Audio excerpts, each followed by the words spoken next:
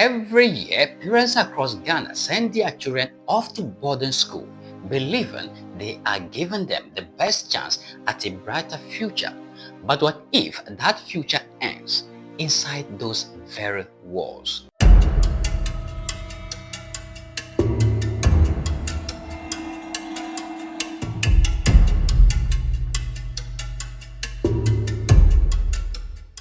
Between May 2023 and February 2024, 6 students in Ghana's boarding school lost their lives. 6 dreams, 6 families broken, and the most painful part, those deaths could have been prevented. Today, I bring to you the shocking truth behind these deaths and what parents and government officials have to say. You are watching First Africa Voice, where we tell Africa stories raw, real, and without filters.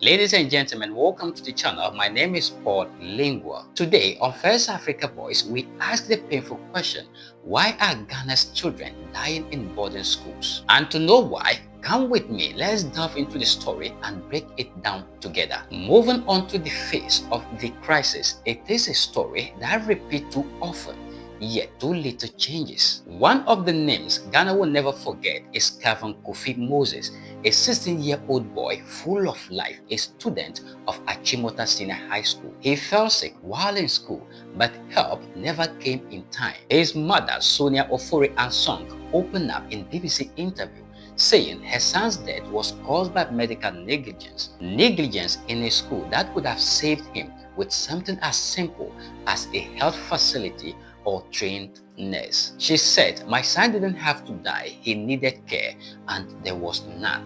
That was 2016. Speaking in an interview, Sonia Ofori Ansong recalled the event that transpired before the demise of her son. She said her son called and informed her that he was sick and had been taken to the sick bay of the school. Following this, she said she kept trying for hours to reach the authorities of the school, but rather received a text that indicated that he was well, only to be told that he was dead hours later. The first time Kevin went to school, he did not come back. Kevin called that he was not feeling fine. He has been to the school clinic. They gave him ibuprofen. I called the housemaster, but he never picked my call. I sent messages, he did not reply, only for him to come and give me an answer the following day that Kevin is fine. She added, the very fateful Friday afternoon, I had a call from the housemaster that Kevin has been rushed to Achimota Hospital. Madam Somia indicated that life has not been the same since the death of her son, saying, "For 2 years, I decided not to work. Who do I live for? Because he was all that I had." An Accra High Court in May 2024 ordered the Achimota Secondary School Board of Governors, the Office of the Attorney General, and Dominic Danso, the housemaster of Fraser House, to pay 610,000 Ghana cedis in damage for negligently causing the death of a 16-year-old student, Kevin Kofi Moses. For 2 years, I decided not to work. I decided not to talk to anyone. Who do I live for? Because he was all that I had.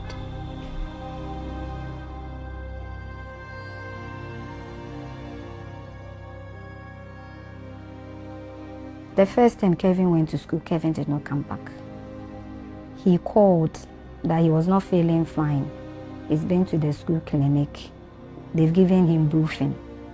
I called, the housemaster never picked my call. I sent messages. He did not reply. Only for him to come and give me an answer the following day that Kevin is fine. That fateful Friday afternoon, I had a call from the housemaster that Kevin has been rushed to Achimota Hospital.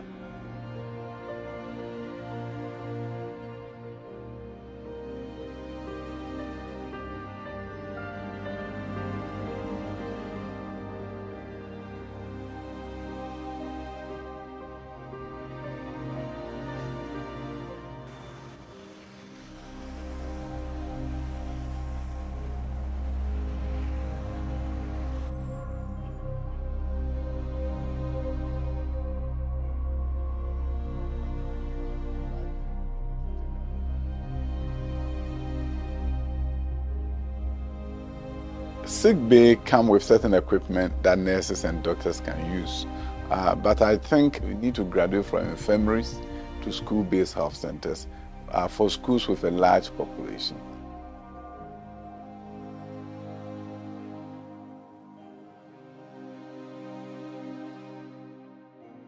But even after that tragedy, it kept happening. Fast forward to 2024 and another boy's story made headlines. His name was Theophilus Joseph, a final year science student of Ghana National College from Anumabo in the Mfantseman municipality of Ghana's central region. He died on July 3, 2024, after complaining of illness during his mock exams. Instead of receiving emergency care, he was reportedly told to rest. Hours later, he was gone. Another young Ghanaian life lost inside a boarding school, a place meant to protect and nurture. The bigger picture across Ghana and other African countries, many boarding schools lack even the most basic medical facilities. They don't have nurses, no clinics, and no emergency plans for when students fall sick. Instead, students rely on housemasters, teachers, or fellow students to decide whether an illness is serious enough. In a country where education is celebrated as the gateway to success, we have bell schools with dormitories and dining halls, but no clinics or first aid centers. From Ghana to Kenya, from Nigeria to South Africa, the death of students in boarding schools are recorded. But why? Until African governments make schools health a priority, we will keep mourning bright young futures lost to preventable deaths. So when sickness strikes, help is hours away, and for some, those hours mean the difference between life and death. Why this keeps happening, experts say this is not just a tragedy, it is a systemic failure. Many schools depend on district hospitals, sometimes miles away. By the time parents are called or ambulance arrive, it is too late. And while the Ministry of Education promises investigations, most cases fade from the headlines within weeks. But for the parents, the pain never fades. Every name on this growing list represents a young Ghanaian who should still be alive. Children like Kelvin, Theophilus, and others whose stories never made the news. These are not isolated incidents. They are symptoms of a broken system, one that values examination results over human life. And as long as the silence continues, the next tragedy is only a matter of time. Ghana's education system needs more than infrastructure. It needs compassion, agency, and accountability. If every school can afford a lab, a library, and a sports field, then surely every boarding school can afford a nurse and a clinic. Because until that happens, our schools remain places of learning, but not always of safety. This is not just about policies or politics, it is about Ghana's children and the promise we made to protect them. Until that promise is kept, we will keep asking the hard question and telling the stories others won't. This is First Africa's Voice, telling Africa's stories that matter most. Don't forget to like, share, subscribe, and turn on the notification bell because Africa's stories deserve to be heard. Let's hear your voice in the comment section because we do know that far as there are more men on earth, certainly there are more opinions. Until next time, think for Africa, stand for Africa, and keep your voice loud. Well, the dew of the day has crept upon our thoughts, and nature must obey its necessity.